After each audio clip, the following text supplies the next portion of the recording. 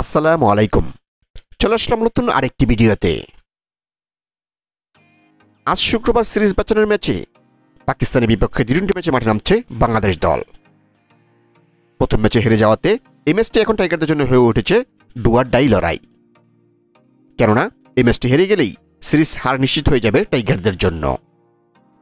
এখন কথা হলো, ডু অর ডাই ম্যাচে পারবে কি বাংলাদেশ ঘুরে দাঁড়াতে? প্রথম ম্যাচের কথা বললে কোনো ডিপার্টমেন্টই পাকিস্তানের কাছে পাত্তাই পায়নি team Tigers.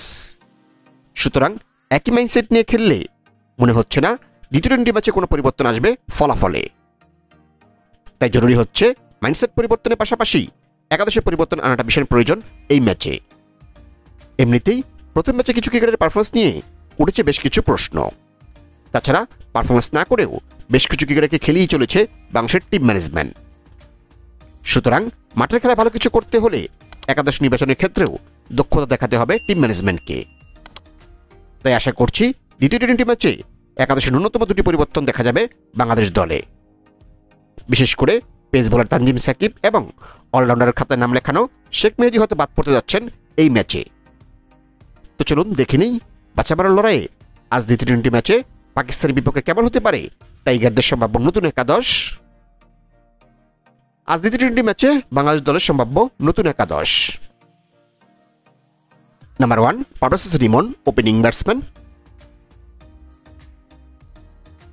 Number 2 Tanzid Tamim, opening batsman. Number 3 Liton Kumar Das, one down batsman and captain. Number 4 Towhid Hridoy, mid order batsman. Number 5 Mehedi Hasan Miraz, batting allrounder. Number 6 Jaker Ali Anik, wicket keeper and batsman. Number 7 Shamim Hossain Patwari, mid order batsman.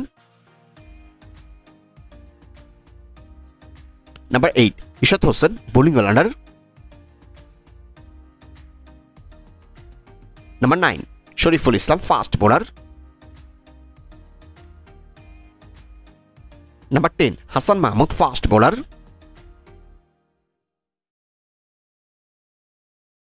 Number 11 Khaled Ahmed, fast bowler.